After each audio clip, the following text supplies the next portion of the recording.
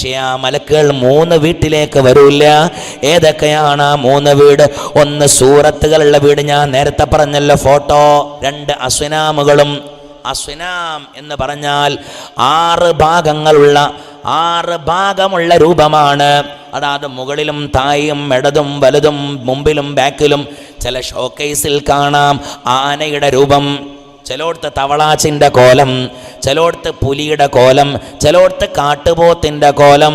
ഇപ്പം കോലുണ്ടാക്കുന്നത് എന്താ ഉണ്ടാക്കേണ്ടതെന്ന് പോലും അറിയാത്തവരാണ്.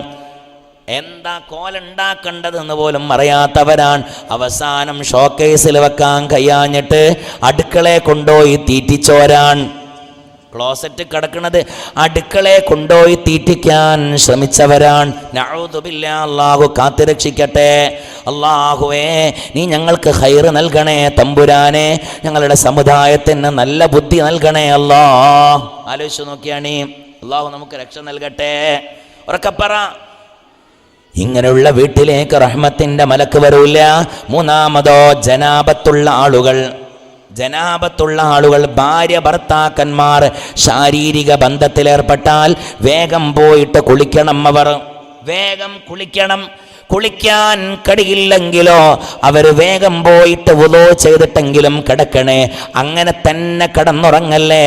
അങ്ങനെ തന്നെ കിടന്നുറങ്ങിയാൽ ഹംസ ഹാജി നിങ്ങളുടെ അരികിലേക്ക് മലക്കുകൾ വരുമ്പോൾ നിങ്ങളെ സമാധാനിപ്പിക്കാൻ റഹ്മത്തിന്റെ മാലാക്കന്മാരാ വീട്ടിലേക്ക് കയറി വരൂല്ല.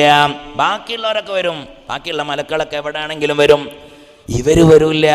ഇന്ന് തന്നെ പോയി ഷോക്കേസ് വൃത്തിയാക്കണം. നമ്മുടെ വീടിൻ്റെ ചുമരുകൾ വൃത്തിയാക്കണം. എല്ലാം ഒക്കെ എടുത്ത് ഒഴിവാക്കുക. എന്തിനതൊക്കെ? അല്ലാഹുവേ, നീ ഖൈർ നൽകണേ തമ്പുരാനെ. അതാണ് പുണ്യനബി തങ്ങൾ പറയുന്നത്. ആ മരണം നിങ്ങൾക്ക് വരാനുണ്ട് സ്വഹാബ. ആ മരണത്തെ നിങ്ങൾ ഓർക്കണേ. അല്ലാഹുവേ, നീ ഞങ്ങൾക്ക് തൗഫീഖ് നൽകണേ തമ്പുരാനെ. അക്സിറൂ ദിക്റ ഹാദിമിൽ ലദ്ദാത്ത്, രസങ്ങളെ മുറിച്ച് കളയുന്ന ആ മരണം നിങ്ങൾ ഏറ്റവും കൂടുതൽ നിങ്ങൾ ഏറ്റവും കൂടുതൽ ഓർക്കണേ. പക്ഷേ കൊതിക്കാൻ പാടില്ല. ചില ആൾക്കാർ പറയുന്നത് ഞാൻ കേട്ടിട്ടുണ്ട് ഉസ്താദേ, ഉംറക്ക് പോകാൻ പോകുകയാണ്, ഞാൻ ഉംറക്ക് പോകുകയാണ് ഉസ്താദേ, എനിക്കൊരൊറ്റ ആഗ്രഹമുള്ള മദീനയിൽ മരിക്കണം ഉസ്താദേ. ഈ പോക്ക് ഞാൻ പോയാൽ പിന്നെ ഉംറ കഴിഞ്ഞ് നാട്ടിലേക്ക് വരരുത് ഉസ്താദേ, അവിടെ വെച്ചുകൊണ്ട് മരിക്കണം, അതിന് ദുആ ചെയ്യണം. അങ്ങനെ പറയരുതെന്നാണ് പുണ്യനബി മുഹമ്മദ് മുസ്തഫ സല്ലല്ലാഹു അലൈഹി വസല്ലം. ഹജ്ജിനൊക്കെ പോകുമ്പോൾ യാത്ര പറയുമ്പോൾ ചില ആൾക്കാർ അങ്ങനെ ഒരു ആലങ്കാരിക പ്രയോഗം ഉപയോഗിക്കാറുണ്ട്. അപ്പോൾ നമ്മൾ അള്ളാഹു അങ്ങനെ കണക്കാക്കണം, അങ്ങനെ തന്നെ അവിടുന്ന് മരിപ്പിക്കട്ടെ എന്ന് പറഞ്ഞാൽ ബേജാറാവും. വലിയ വർത്താനം പറയും, ഇന്ന അവിടുന്ന് മരിക്കാങ്ങളൊന്ന് ദ്വാരക്കണം. അങ്ങനെ പറയരുതെന്നാണ് പുണ്യനബി മുഹമ്മദ് മുസ്തഫ സല്ലല്ലാഹു അലൈഹി വസല്ലം. എന്തുകൊണ്ടാണ്? നബി തങ്ങൾ പറയുകയാണ്, നിങ്ങളിൽ നിന്നുള്ള ആരും കൊതിക്കരുതേ അൽ മൗത, മരണത്തെ നിങ്ങൾ കൊതിക്കരുതേ. ഇമ്മാ മുഹ്സിനൻ ഫലഅല്ലഹു യസ്ദാദ ഖൈറാ. അള്ളാഹുവിൻ്റെ റസൂൽ പറയുകയാണ്, നിങ്ങൾ നല്ല മനുഷ്യന്മാരാണെങ്കിൽ നിങ്ങൾക്ക് 1 വർഷം കൂടെ ജീവിക്കലോടുകൂടെ നിങ്ങൾ ആ 1 വർഷത്തെ അമലുകൾ അധികരിപ്പിക്കാൻ നിങ്ങൾക്ക് കാരണമാകും. ഹജ്ജ് കഴിഞ്ഞ് വന്ന ഹംസ ഹാജി എത്ര കൊല്ലായി ഹജ്ജ് ചെയ്തിട്ട് അല്ലേ? 5 കൊല്ലായോ? കൂടുതലായിട്ടുണ്ട്. ഒരു 6-7 കൊല്ലായോ? അള്ളാഹുവെ, ആ കൊല്ലമത്രയും നിസ്കരിച്ചപ്പോ വെറും ഹംസാക്കല്ല നിസ്കരിച്ചത്. ആരാ നിസ്കരിച്ചത്? ഹജ്ജ് ചെയ്ത ഹംസ ഹാജിയാണ്. നിങ്ങളൊരു വർഷത്തെ നോമ്പനുഷ്ഠിച്ചാൽ വെറും ഹംസയല്ല നോമ്പനുഷ്ഠിച്ചത്, ഹജ്ജ് ചെയ്ത ഹാജിയായ ഹംസ ഹാജിയാണ്. അൽഹംദുലില്ലാ എന്ന് പറഞ്ഞോളി, പള്ള നിറച്ചും പറഞ്ഞോളി. അള്ളാഹുവേ, തൗഫീഖ് നൽകണേ പഠിച്ചവനെ. ഉറക്കുന്ന ഇന്നത്തെ രാവ് നല്ല രാവാണ്, ദുആരക്കണ്ട രാവാണ്. ദുആർന്നോ പടച്ചവനെ, ഖൈർ നൽകണേ അല്ലാഹുവേ. വഇമ്മാ മുസീഅൻ ഫലഅല്ലഹു അൻ യസ്തഅതിബ. നിങ്ങളൊരു തെറ്റുകാരാണെങ്കിൽ, നിങ്ങളുടെ തമ്മാടിയായ മനുഷ്യനാണെങ്കിൽ നിങ്ങൾ നന്നാവാൻ ചാൻസ് ഉണ്ട്. ഒരിക്കലും മരണത്തെ കൊതിക്കല്ലേ. ചില ഉമ്മമാരൊക്കെ ഭർത്താക്കന്മാർ ദേഷ്യം പിടിച്ചാ പറയുന്നൊരു വർത്താനാണത്. ഞാനൊന്ന് മരിച്ചു കിട്ടിയാൽ നന്നായിരുന്നു, ഞാൻ മരിച്ചാൽ നിങ്ങൾക്ക് സമാധാനാകുമല്ലോ. ഉമ്മമാരെ പറയരുത്. അള്ളാഹുവിൻ്റെ റസൂൽ പറയുകയാണ്, വേഗം മരിക്കണമെന്ന് പറയുന്നവരും വേഗം മരിക്കണമെന്ന് കൊതിക്കുന്നവരിലും അള്ളാഹു റഹ്മത്തിനെ എടുത്തു കളഞ്ഞിട്ടുണ്ട്. അള്ളാഹുവേ കാത്തുരക്ഷിക്കണേ തമ്പുരാനെ. എൻ്റെ ഉമ്മമാരെ, ഭർത്താക്കന്മാരെന്തെങ്കിലും ശാഠ്യം പിടിക്കുമ്പോൾ, ദേഷ്യം പിടിക്കുമ്പോൾ അതിനെയല്ല കൊതിക്കേണ്ടത്. ചില ആളുകൾ ആത്മഹത്യ ചെയ്യുന്നവരുണ്ട്. അല്ലാഹുവേ ഞങ്ങൾക്കോ ഞങ്ങളെ കുടുംബത്തിനോ അങ്ങനത്തെ ഒരവസ്ഥ നൽകരുതേ അല്ലാഹുവേ. എന്തെങ്കിലും പ്രശ്നങ്ങൾ വരുമ്പോൾ വിഷം കടിക്കുന്ന സഹോദരന്മാർ, എന്തെങ്കിലും ഒരു പ്രയാസങ്ങൾ വരുമ്പോൾ ഫാനിന്റെ മുകളിൽ കെട്ടിത്തൂക്കിയിട്ട് ആത്മഹത്യ ചെയ്യുന്ന സഹോദരിമാർ.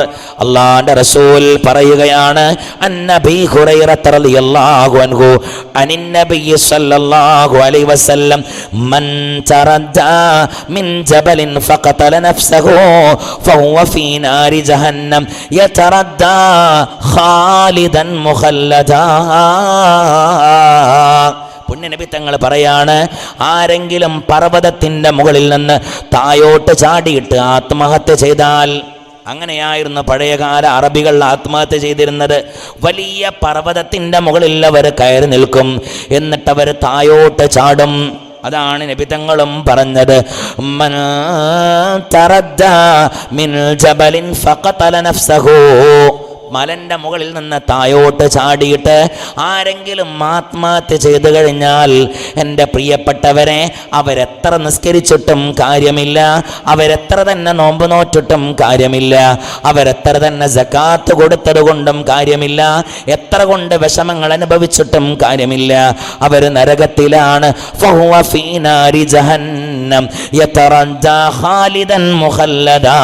അവൻ കത്തിജ്വലിക്കുന്ന നരകലോകമുണ്ടല്ലോ, തീനെയും മനുഷ്യനെയും കല്ലിനെയും കത്തിക്കപ്പെടുന്ന നരകലോകം, കിലോമീറ്ററുകളോളം മായമുള്ള നരകലോകം, തേളുകളും പാമ്പുകളും നിറഞ്ഞ നരകലോകം, വലിയ വലിയ അത്ഭുതങ്ങളും വലിയ വലിയ ശിക്ഷാമുറകളുമുള്ള നരകലോകം. ആ നരകലോകത്തിൽ അവൻ ഖാലിദൻ മുഖല്ലദാ. ആ നരകത്തിൽ ഇവൻ ഈ ദുന്യാവിൽ വെച്ചുകൊണ്ട് എങ്ങനെയാണോ ആത്മഹത്യ ചെയ്തത്, അതേപോലെ അവൻ ആത്മഹത്യകൾ ഇങ്ങനെ ചെയ്തുകൊണ്ടേയിരിക്കുമെന്ന് മുഹമ്മദ് മുസ്തഫ. ഉറക്കപ്പറ മുഹമ്മദ് മുസ്തഫ. ആത്മഹത്യയെ ചിന്തിക്കല്ലേ, ആഗ്രഹിക്കല്ലേ, കൊതിക്കല്ലേ. മഹാനാകുന്ന ജാബിർ തങ്ങൾ ഒരു ദിവസം നബി തങ്ങളുടെ അരികിലേക്ക് വരികയാണ്. ജാബിർ തങ്ങൾ നബി തങ്ങളുടെ അരികിലേക്ക് വന്നു. ഒരു ജനാസ ഇങ്ങനെ കൊണ്ടുപോകുന്നുണ്ട്. ആ ജനാസയുടെ കൊണ്ടുപോകുമ്പോൾ പുന്നാര നബി തങ്ങൾ ആ ജനാസയെ പിന്തുടരാൻ വേണ്ടി പുറപ്പെടുകയാണ്. ഒരു ജനാസ, ആ ജനാസയെ പിന്തുടരാൻ പുണ്യനബി തങ്ങൾ പുറപ്പെടുകയാണ്. അപ്പോഴാണ് ജാബിർ റളിയല്ലാഹു അൻഹു ആ വഴിക്ക് വരുന്നത്. ജാബിർ തങ്ങൾ പറയാൻ, നബിയെ, ആ ജനാസ ആരുടേതെന്നറിയോ? അത് ഇന്ന വ്യക്തിയുടേതാണ്. അയാൾ ആത്മഹത്യ ചെയ്തതാണ് നബിയെ, അയാൾ ആത്മഹത്യ ചെയ്തതാണ് നബിയെ. ഉടനെ തന്നെ നബി തങ്ങൾ സല്ലല്ലാഹു അലൈഹി വസല്ലമ തങ്ങൾ പറഞ്ഞ വാക്കെന്തെന്നറിയോ? അനലാ ഉസല്ലി. അയാൾ ആത്മഹത്യ ചെയ്ത ആളാണോ എങ്കിൽ ഞാൻ അയാളുടെ മേൽ മയ്യത്ത് നിസ്കരിക്കൂല, നിസ്കരിക്കാൻ പറ്റൂല. ഈ ഒരു ഹദീസിനെ ആധാരമാക്കിയിട്ടാണ് അഹ്മദ് ഇമാം ആത്മഹത്യ ചെയ്തവർക്ക് നിസ്കരിക്കാറില്ല. മഹാനായ കണ്ണിയത്ത് ഉസ്താദ് ഉണ്ടല്ലോ, ആത്മഹത്യ ചെയ്തവരുടെ മയ്യത്ത് നിസ്കരിക്കാറില്ല. വയക്കാടാ ജോലി ചെയ്യുന്നത്. വായക്കാട്ടുകാര് പറയാറുണ്ട്, ഉസ്താദെ, ആത്മഹത്യ എന്നുള്ള വിവരം ജീവിതത്തിലൊരു കറാത്ത് പോലും ചെയ്യാത്ത മഹാനായ കണ്ണിയത്ത് ഉസ്താദിന്റെ മുമ്പിലോട്ട് വന്നിട്ട് പറഞ്ഞാൽ, മഹാനായ കണ്ണിയത്ത് ഉസ്താദ് ആത്മഹത്യ ചെയ്തവരുടെ മയ്യത്ത് നിസ്കരിക്കാറില്ല എന്ന് പറഞ്ഞ ശാഫിഈ മദ്ഹബിൽ മയ്യത്ത് നിസ്കരിക്കണം ആരെങ്കിലും ഒരാൾ. എല്ലാവരും ഫർളിൽ നിന്ന് വീടി. ഇതെന്തിനാണ് അവരൊക്കെ മാറി നിൽക്കുന്നത്? സജറിന് വേണ്ടിയാണ് എന്ന് പറഞ്ഞാൽ അതവർ മാറി നിൽക്കുമ്പോൾ ഇത് വലിയ പാപമാണെന്ന് മനസ്സിലാക്കും ജനങ്ങൾ. എന്നിട്ട് അതിൽ നിന്ന് വഴിമാറും. എൻ്റെ ഉമ്മമാരെ, എന്ത് പ്രശ്നങ്ങൾ വന്നാലും, എൻ്റെ ഉപ്പമാരെ, എന്ത് ബുദ്ധിമുട്ടുകൾ വന്നാലും എല്ലാം തരണം ചെയ്യാൻ കഴിയണം. ഒന്നും പ്രശ്നമല്ല എന്ന് ചിന്തിച്ചുകൊണ്ടെല്ലാം തട്ടി മാറ്റാൻ കഴിയണം. അല്ലാഹുവേ തൗഫീഖ് നൽകണേ അല്ലാ. പിശാചാണതൊക്കെ.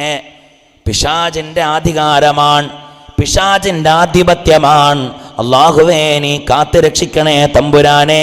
അങ്ങനെയുള്ള മരണത്തിൽ നിന്ന് സാധുക്കളായി ഞങ്ങളെ നീ രക്ഷപ്പെടുത്തണേ അല്ലാ. അപ്പം നല്ലൊരു മരണം നമുക്കുണ്ടാവണം. എന്തൊക്കെയാണ് വഴികൾ? എന്തൊക്കെയാണ് വഴികൾ?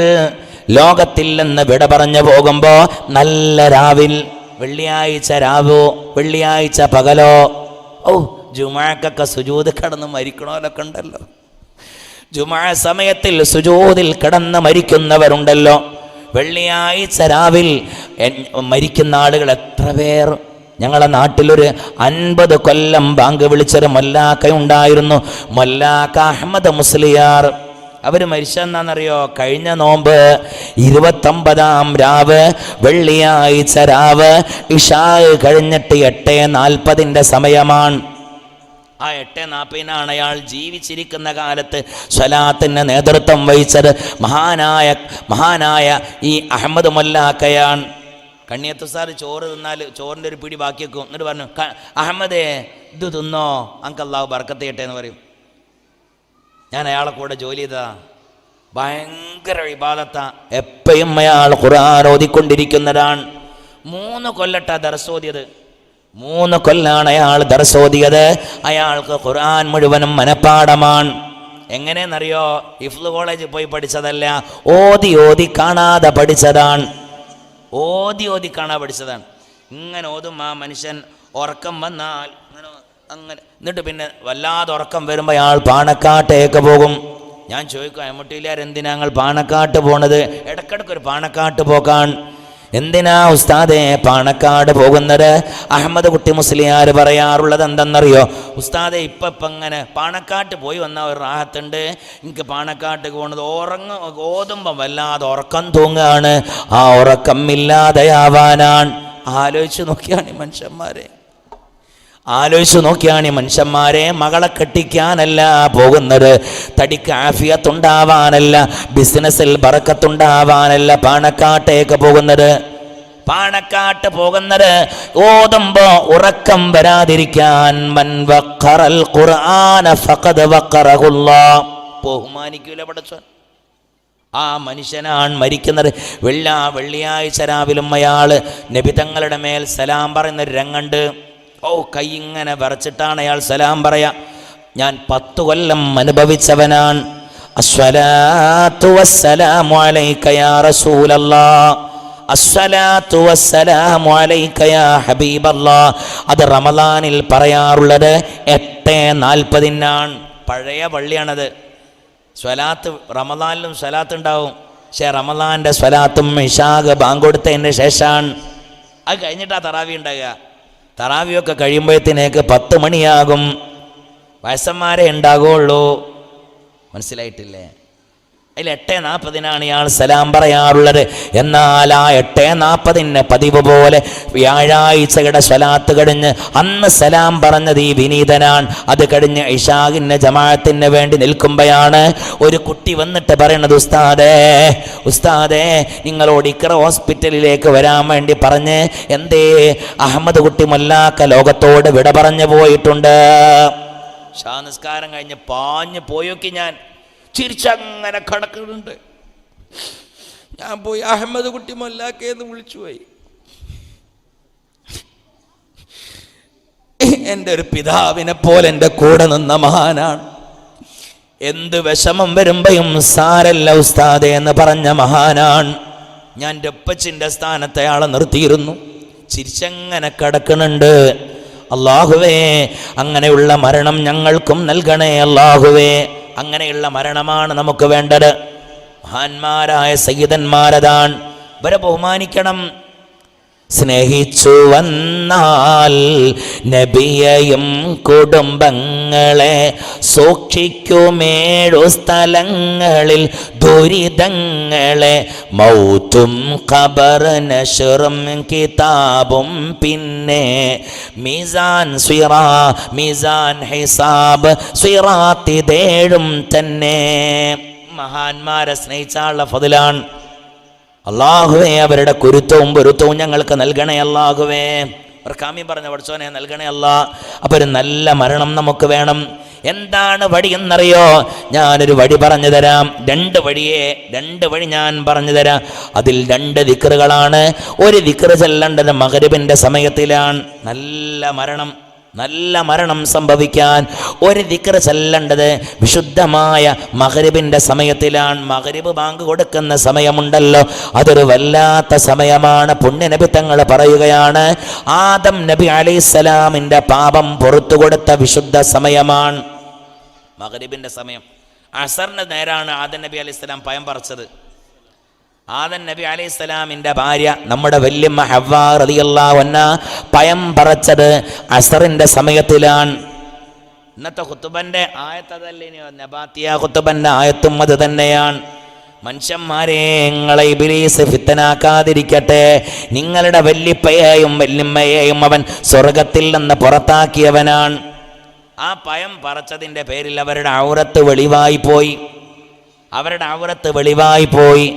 ഔറത്ത് വെളിവായപ്പോഴാണ് സ്വർഗത്തിൽ വെച്ചുകൊണ്ട് ആദമും ഹവ്വാ റളിയല്ലാഹു അൻഹായും എല്ലാ മരത്തിൻ്റെ അരികിലൂടെയും നടന്നു പോയത്.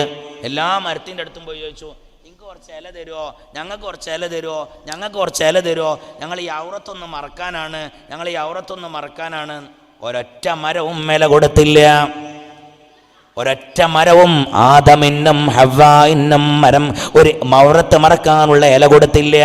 കാരണം അല്ലാഹു പറഞ്ഞതാണ്, വലാ തഖറബാ ഹാദിഹി ഷജറ, ആ മരത്തേക്ക് നിങ്ങൾ അടുക്കരുത്.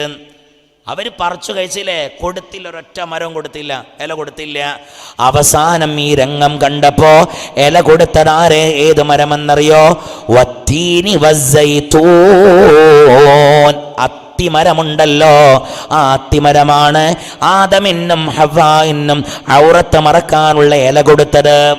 എത്ര ഇല? കണ്ടമാനം ഇല കൊടുത്തില്ല, ആകെ 8 ഇല കൊടുക്കുകയാണ്. 8 ഇലയാണ് അവർക്ക് കൊടുത്തത്. ആ 8 ഇലയിൽ നിന്ന് ആദം നബി അലൈഹിസ്സലാം ഈ 8 ഇല ഇങ്ങനെ സ്വീകരിച്ച് അതിൽ നിന്ന് 5 ഇല ഹവ്വാ റളിയല്ലാഹു അൻഹാക്ക് കൊടുക്കുകയാണ്. 3 ഇല ആദമും എടുക്കുകയാണ്.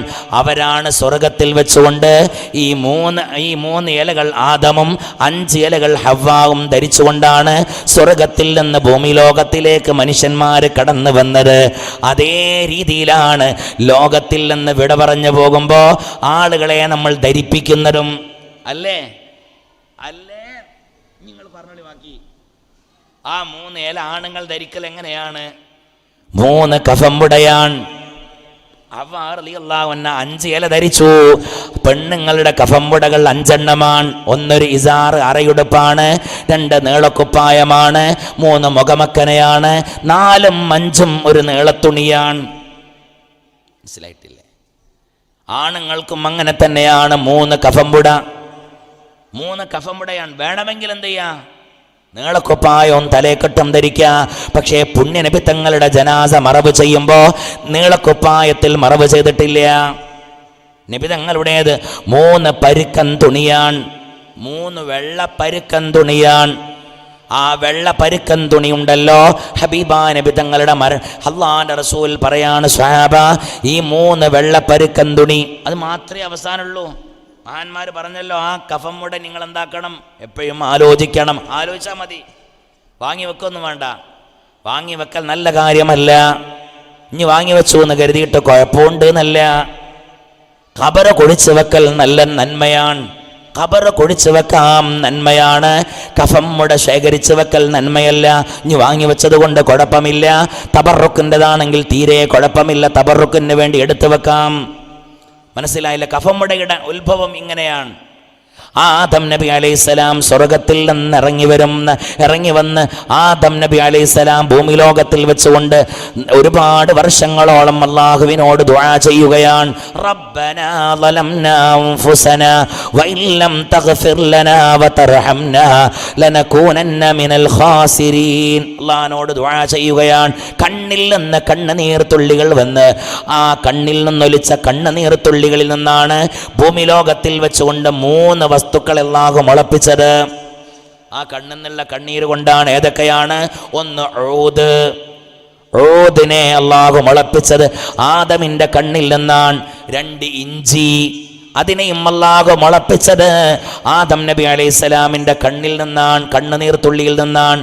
3 ചന്ദനം, അതും ആദം നബി അലൈഹിസ്സലാമിൻ്റെ കണ്ണുനീരിൽ നിന്നാണ്. ഇത് 3 ഏറ്റവും കൂടുതൽ ഉള്ളത് എവിടെയാണ്? ഇന്ത്യയിലാണ്. നമ്മൾ സൗദിയെ പോയിട്ടാ ഊത് വാങ്ങുക, സൗദിയേക്ക് ഊത് കൊണ്ടുപോകണം, ഇവിടുന്ന് അങ്ങോട്ട് കൊണ്ടുപോകാണ്. അതാരും മനസ്സിലാക്കണില്ല. ഇവിടുത്തെ ഊതാണ്, ഇന്ത്യയിൽ ഊതാണ് ഏറ്റവും പവർഫുള്ളായ ഊത്. മഹാനായ ആദം നബി അലൈഹിസ്സലാം ആദ്യകാലം താമസിച്ചത് മുഴുവനും ഇന്ത്യയിലാണ്. ഹവ്വാ റളിയല്ലാഹു അൻഹ ജിദ്ദയിലുമാണ്. വല്യമ്മ താമസിച്ച സ്ഥലം അവിടെയാണ്. വല്യാപ്പത് ഇന്ത്യ വല്യാപ്പ താമസിച്ച മണ്ണാണ് ആദം നബി അലൈഹിസ്സലാം. ഏതായിരുന്നാലും ആദം നബി അലൈഹിസ്സലാം അന്ന് മുതൽ അള്ളാഹുവിനോട് ദുആ ചെയ്യുന്നുണ്ട്. ആ ദുആ അള്ളാഹു സ്വീകരിക്കുന്നത് ഒരു ദിവസത്തെ സൂര്യൻ ഇങ്ങനെ അസ്തമിച്ച സൂര്യന്റെ അസ്തമാനം പൂർണ്ണമായപ്പോഴാണ് അള്ളാഹു ആദം നബിയുടെ തൗബ സ്വീകരിക്കുന്നത്. അതാണ് മഗ്രിബിന്റെ ബാങ്ക്, ഹയ്യ അലസ്സലാം.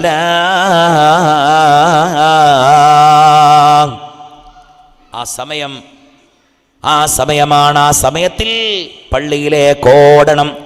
ആ ബാങ്ക് കേൾക്കുമ്പോൾ മിണ്ടരുത്. ഒരൊറ്റ ബാങ്ക് കേൾക്കുമ്പോൾ മിണ്ടരുതിട്ട്. ഞാൻ ആ ബാങ്ക് എന്ന് പറയുമ്പോൾ എൻ്റെ വിഷയത്തിലേക്ക് ഉൾക്കൊള്ളിപ്പിക്കാൻ വേണ്ടിയാണ്.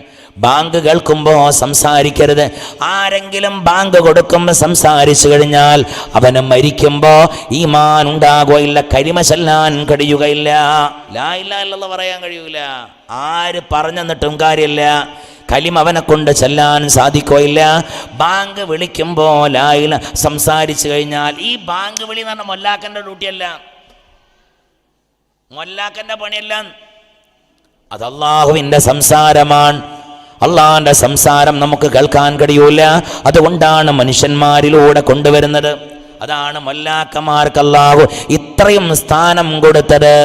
ചില പണ്ഡിതന്മാരുടെ അഭിപ്രായ പ്രകാരം ഇമാമിനേക്കാൾ സ്ഥാനം മൊല്ലാക്കക്കാണ്.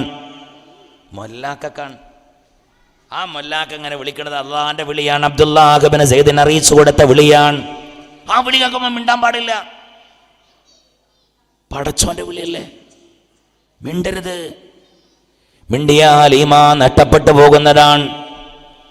എന്നാലും ആ ബാങ്ക് കൊടുത്തു കഴിഞ്ഞാൽ അല്ലാഹുമ്മ റബ്ബ ഹാദിഹി ദഅവതി തമ്മ എന്നുള്ള പ്രാർത്ഥനയുണ്ടല്ലോ, അത് ബാങ്ക് കൊടുത്തവനും സുന്നത്താണ്, കേട്ടവർക്കും സുന്നത്താണ്. എന്നാൽ അല്ലാഹുവിന്റെ റസൂല് പറയാണ്, സ്വഹാബ, നിങ്ങൾക്ക് സ്വർഗ്ഗലോകത്തിൽ നിന്നുള്ള ഒരു ബിത്വാഖത്ത് നിങ്ങളുടെ കയ്യിൽ വേണോ? സ്വർഗത്തിലേക്ക് പ്രവേശിക്കാനുള്ള പാസ് വേണോ? സ്വർഗത്തേക്ക് കടക്കാനുള്ള പാസ്. ബദറത് ലഹു ബിത്വാഖത്തുൻ.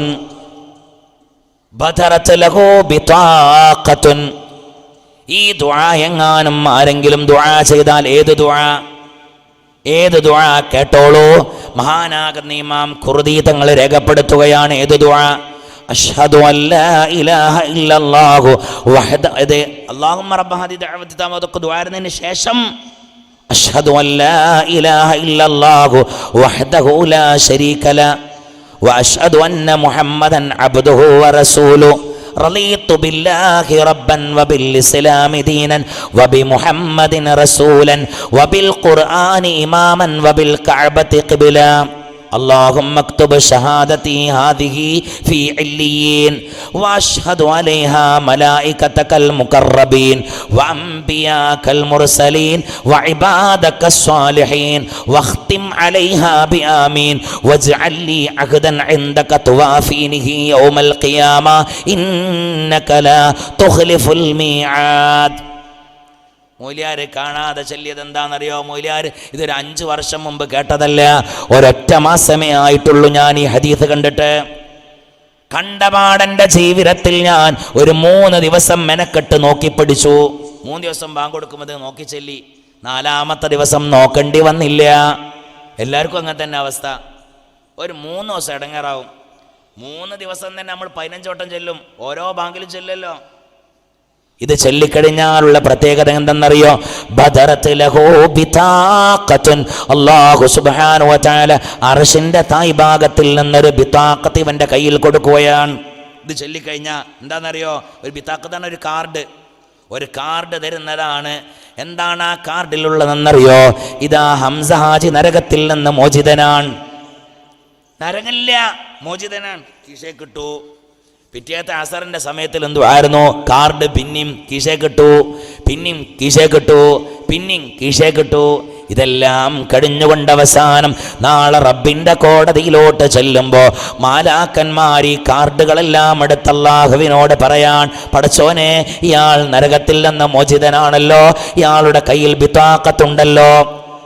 ആ മനുഷ്യനെ അല്ലാഹു സ്വർഗലോകത്തിലോട്ട് കടത്തിക്കൊണ്ടുപോകുമെന്ന് പുണ്യനബി മുഹമ്മദ് മുസ്തഫ അഷ്ഹദു അല്ലാ ഇലാഹ ഇല്ലല്ലാഹു വഹ്ദഹു ലാ ശരീക ലഹു വഅഷ്ഹദു അന്ന മുഹമ്മദൻ അബ്ദുഹു വറസൂലുഹു റളീതു ബില്ലാഹി റബ്ബൻ വബിൽ ഇസ്ലാമി ദീനൻ വബി മുഹമ്മദിൻ നബിയ്യൻ വബിൽ ഖുർആനി ഇമാമൻ വബിൽ കഅബതി ഖിബ്ല അല്ലാഹുമ്മ അക്തുബ് ഷഹാദതി ഹാദിഹി ഫീ ഇല്ലിയീൻ وأشهد عليها ملائكتك المقربين وأنبياءك المرسلين وعبادك الصالحين واختم عليها بآمين واجعل لي عهدا عندك توافينه يوم القيامة إنك لا تخلف الميعاد.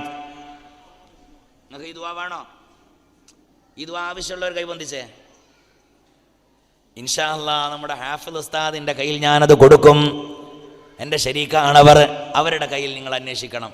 എനിക്ക് എല്ലാവരുടെ നമ്പറിലേക്കും ഫോർവേഡ് ചെയ്യാൻ കഴിയില്ല. ഹാഫിദ് ഉസ്താദിൻ്റെ ഫോണിലേക്ക് ഞാൻ ഫോർവേഡ് ചെയ്യും. അറിയില്ലേ, നിങ്ങളുടെ നാട്ടുകാരൻ 11 കൊല്ലമായി അദ്ദേഹം ഇവിടെ.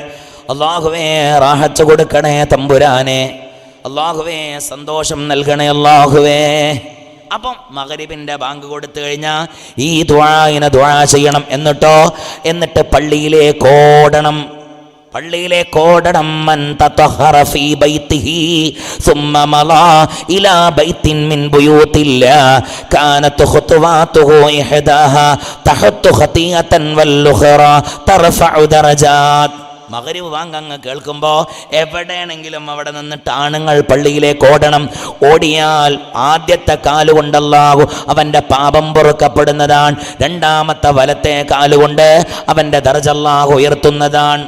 ഓടിപ്പോകണം പള്ളിയിലേക്ക്. പെണ്ണുങ്ങളാണോ പണികളെല്ലാം നിർത്തിയിട്ട് എൻ്റെ ഉമ്മമാരെ മരിക്കുമ്പോൾ ലാ ഇലാഹ ഇല്ലല്ലാഹ് ചൊല്ലിയിട്ട് മരിക്കണമെന്ന് പൂതിയുണ്ടോ? പുതിയാപ്പളുടെ കയ്യിൽ നിന്ന് തല്ല് കൊള്ളാതിരിക്കാൻ എന്തൊക്കെ പണി നമ്മളെടുക്കും അല്ലേ? പുതിയാപ്പള വരുമ്പം ചീത്ത പറയും, കറി നന്നായിട്ടില്ലെങ്കിൽ എന്നാലോ ഉച്ചക്കത്തെ കറി വല്ലാണ്ട് നന്നാക്കൂല, കാരണം ഉച്ചക്കാരുമില്ലല്ലോ, നമ്മൾ തന്നെയല്ലേ കൂടെ ഉള്ളൂ. വൈകുന്നേരം വരുമ്പം പുതിയാപ്പള വരുമ്പോൾ കറി നന്നായിട്ടില്ലെങ്കിൽ ദേഷ്യം പിടിക്കും. എത്ര വട്ടം അതിൻ്റെ രുചി നോക്കും നാം, എത്ര വട്ടം അങ്ങനെ നക്കി നോക്കും എന്ന് പറയും. ചിലപ്പോൾ നക്കി നോക്കും പറയും പണ്ടാര പയപ്പോൾ വരും, അങ്ങനെ പറയും. അതിലൊന്നും ഒരു ഫലമില്ല കേട്ടോ, വേറെ കഥ. മനസ്സിലായോ? ഒക്കെ നമ്മുടെ മനസ്സിൻ്റെ ഉള്ളിലേക്ക് നോക്കിയിട്ട് അള്ളാഹു സ്വീകരിക്കുന്നത്. അവിടെ നമ്മൾ അത്രയും കൂടുതലായി ശ്രദ്ധിക്കുന്നുണ്ടെങ്കിൽ അങ്ങാടിക്കിറങ്ങുമ്പോൾ നമ്മൾ എത്ര വട്ടം മുടി ചീരും. ആൾക്കാർ കാണുന്ന പഠിച്ചിട്ടല്ലേ, നല്ല വസ്ത്രം ധരിക്കൂലേ. എനിക്കിപ്പോൾ ചൂടും പുകയും എടുക്കുന്നുണ്ട്, രണ്ടും പോളിസ്റ്ററാ. ഇതെന്തുകൊണ്ട് ഞാൻ ഒന്ന് മടുക്കത്തൊന്ന് കുത്തട്ടെ, ആൾക്കാർ കാണുന്ന ചോദിച്ചിട്ടല്ലേ. ആലോചിച്ച് നോക്കിയാണ് എത്ര വട്ടം അങ്ങാടി ഇറങ്ങിയിട്ട് മുടി വാരലൊക്കെ സുന്നത്താണ്. ഇപ്പോൾ മുടിനെ നീട്ടണേ പറ്റിയ ഓരോരുത്തർ ചോദ്യം. മുടി നീട്ടൽ 3 കോലത്തിലാണ്: ലുഫ്രത്ത്, ലുമ്മത്ത്, ജുമ്മത്ത്. ഒന്ന് നിറഞ്ഞു നിൽക്കുന്ന മുടി, ചെവിക്കുഞ്ഞി വരെ നീണ്ട മുടി, ചെവിക്കുന്നിയിൽ നിന്നൽപ്പം തായോട്ട് നീണ്ട മുടി. ഇതൊക്കെ നബി തങ്ങൾ നീട്ടിയതാണ്. പക്ഷേ നീട്ടണേന് തറക്കേടില്ല, ചീർപ്പ് കൊണ്ട് വാരണം, വാർന്നൊതുക്കി വെക്കണം. ഇല്ലാത്തവൻ പിശാചിൻ്റെ കൂട്ടുകാരനാണ്. മുടി നീട്ടിയാൽ ശരിക്കും ഇങ്ങനെ വാർന്ന് മര്യാദയ്ക്ക് വെക്കണം. ചീർപ്പ് കൊണ്ട് വാരൽ സുന്നത്താണ്. ഗിബ്ബൻ നിലക്ക് സുന്നത്താണ്. ഗിബ്ബൻ എന്ന് പറഞ്ഞാൽ ഒന്നിൻ്റെ ഉപകാരം കഴിയുമ്പോൾ രണ്ടാമത്. എപ്പോഴും വാരണമെന്നല്ല, എപ്പോഴും ഇങ്ങനെ വാരണമെന്നല്ല. ഒന്നിൻ്റെ ഉപകാരം കഴിഞ്ഞാൽ പിന്നെയും വാരണം. പുണ്യ നബിത്തങ്ങൾ സല്ലല്ലാഹു അലൈഹി വസല്ലം യാത്രക്ക് പോകുമ്പോൾ നബിത്തങ്ങൾ ചീർപ്പ് കയ്യിൽ പിടിച്ചിരുന്നു. നബി യാത്രക്ക് ഉപയോഗിക്കുന്ന വസ്തുക്കൾ അതൊക്കെയാണ്. നബി എന്ത് രസാന്നറിയോ ഹബീബിനെ കാണാൻ. പരന്ന നെറ്റിയാണ് നബി തങ്ങളുടേത് സല്ലല്ലാഹു അലൈഹി വസല്ലം. മുടി ഇവിടെ നിന്നെടുത്താൽ ഇവിടം വരെ വരും, അതും കറുത്ത മുടിയാണ്. പുണ്യ നബി സല്ലല്ലാഹു അലൈഹി വസല്ലം നബി തങ്ങളുടെ കണ്ണിൻ്റെ പിരികകൾ വില്ല് പോലെ വളഞ്ഞതാണ്. ഇവിടേക്ക് ഇങ്ങോട്ട് ചേർന്നിട്ടില്ല, ഇവിടെ കുറച്ച് ഒഴിവുണ്ട്. ആ ഒഴിവുള്ള ഭാഗത്തിലൂടെ മൂർത്താവിലൂടെ ഒരു നരമ്പ് ഇങ്ങനെ പോകുന്നുണ്ട്. അത് നരമ്പ് ഇങ്ങനെ തെളിഞ്ഞു കാണും. ദേഷ്യം പിടിക്കുമ്പോൾ ആ നരമ്പ് വണ്ണം വെക്കും. അപ്പോഴാണ് സ്വഹാബത്ത് പറയാറുള്ളത്, അല്ലാഹുവിന്റെ റസൂൽ ദേഷ്യം പിടിക്കുന്നുണ്ട്. നബി സല്ലല്ലാഹു അലൈഹി വസല്ലമ തങ്ങളുടെ ജസദുണ്ടല്ലോ, നെഞ്ചിനോട് സമമായിട്ടാണ് വയറും. നബിയുടെ ശരീരല്ലേ, നെഞ്ചിനോട് സമമായിട്ടാണ് വയറും. നമ്മളിത് പറഞ്ഞാങ്ങൻ്റെ മാതിരിയാണ്. തൽക്കാണില്ലാതെ കിടക്കാൻ പറ്റും നമ്മളൊക്കെ, വയറ് ചാടിയിട്ടല്ലേ. പുണ്യ നബി തങ്ങളുടെ ശരീരം അങ്ങനെയാണ്. കാലിൻ്റെ ഭാഗം നല്ല മാംസമുള്ള കാലിൻ്റെ ഭാഗമാണ്, പാകമുള്ള തടിയാണ്. സല്ലല്ലാഹു അലൈഹി വസല്ലം നബി തങ്ങളുടെ നെഞ്ചിൻ്റെ ഭാഗത്ത് മാത്രമായിരുന്നു രോമമുണ്ടായിരുന്നത്. സല്ലല്ലാഹു അലൈഹി വസല്ലം നബിയുടെ കൺതടങ്ങൾ എപ്പോഴും സുറുമ തേച്ചതുപോലെയുള്ള കൺതടമാണ്. പുണ്യ നബി തങ്ങളുടെ കണ്ണിൻ്റെ ഉള്ളിൽ ഒരു ചെറിയ ചുവപ്പ് കലർന്ന ഒരടയാളമുണ്ടായിരുന്നു. വെള്ള, നമ്മൾ വെള്ളല്ലേ, ആ വെള്ളൻ്റെ ഭാഗത്തിൽ ഒരു ചെറുങ്ങനെ ലൈറ്റ് ചുവപ്പുണ്ടായിരുന്നു. അത് കാണാൻ വല്ലാത്ത സൗന്ദര്യമാണ്. സല്ലല്ലാഹു അലൈഹി വസല്ലം നബി ധരിക്കാറുള്ളത് നീളക്കുപ്പായമാണ്. നബിയുടെ നടത്തവും നബി തങ്ങളുടെ ചലനവും എല്ലാം കാണാൻ രസമാണ്. പുണ്യ നബി തങ്ങൾ നടന്നു പോകുമ്പോൾ സ്വഹാബത്ത് ഇങ്ങനെ ദൂരെ നിന്ന് നോക്കി നിൽക്കും. നബി തങ്ങൾ നല്ല ഭംഗിയിലൂടെയാണ് നടന്നിരുന്നത്. ആ നബി തങ്ങൾ നടന്നു പോകുമ്പോൾ യാത്രയിൽ ചീർപ്പ് നബി തങ്ങൾ ഉപയോഗിക്കുമായിരുന്നു. സല്ലല്ലാഹു അലൈഹി വസല്ലം നബി അങ്ങനെ നടന്നിട്ടില്ലെങ്കിൽ നിങ്ങളൊന്ന് ആലോചിച്ച് നോക്കിയാണ്, നമ്മളെ നാടിൻ്റെ നമ്മളെ പ്രദേശത്തിൻ്റെ ഒക്കെ കോലം എങ്ങനെ ഉണ്ടാവും. നബി ഒരു കുളിക്കാതെ അങ്ങനെ ഫക്കീർണമായിട്ട് ഇങ്ങനെ നടക്കണേൽ നബിയെ ഇത്തിബാ ചെയ്യണമെന്നല്ലേ. നമ്മളൊക്കെ കൂടി അങ്ങനെ നടന്ന എന്തേക്കും അവസ്ഥ, പള്ളിയിലൊക്കെ വന്നാൽ എന്തേക്കും അതിൻ്റെ അവസ്ഥ ഉണ്ടാകുക, ആലോചിച്ച് നോക്കിയാണ്. നബി ചീർപ്പ് ഉപയോഗിക്കും, എണ്ണ ഉപയോഗിക്കും, അതുപോലെ യാത്രയിൽ കണ്ണാടി ഉപയോഗിക്കും നബി സല്ലല്ലാഹു അലൈഹി വസല്ലം. എന്തിനാ നമ്മളൊക്കെ മറിച്ചേക്കുന്നു? അല്ലാഹു, അതിൻ്റെ അർത്ഥം എന്താണ്? നല്ല ഭംഗിയിൽ നടക്കണമെന്നാണ്. ഭംഗി എന്നുള്ളത് അഹങ്കാരമല്ല. അള്ളാഹു ഖൈർ നൽകുമാറാവട്ടെ. അള്ളാഹുവേ റാഹത്ത് നൽകണേ തമ്പുരാൻ. ഇപ്പം നമ്മളെ നാട്ടിൽ ഒരു നല്ല തുണിയും കുപ്പായിട്ട ഓ വലിയൊരു ഓൻ്റെ പത്രാസ് പൊന്നാരൻ്റെ എണ്ണിയോ അതൊക്കെ നിർത്തണം. നേരെ മറിച്ച് കുപ്പായത്തിൻ്റെ കൊടുക്കിടാതെ നടന്നാലോ ഓനൊരു സാധു ആട്ടോ. അങ്ങനല്ല, ഉള്ളത് ഭംഗിയാക്കണം. അള്ളാഹു ഖൈർ നൽകട്ടെ. ഒരു ഫാൻ്റെ ഒക്കെ ധരിക്കുകയാണെങ്കിൽ ഇന്നൊക്കെ ചെയ്ത് ഒരു ഭംഗിയിൽ നല്ലൊരു 5 ഉറുപ്പ്യൻ്റെ അത്രയൊക്കെ തേച്ച് നല്ല ഭംഗി നടക്കണം. അള്ളാഹു തൗഫീഖ് നൽകട്ടെ.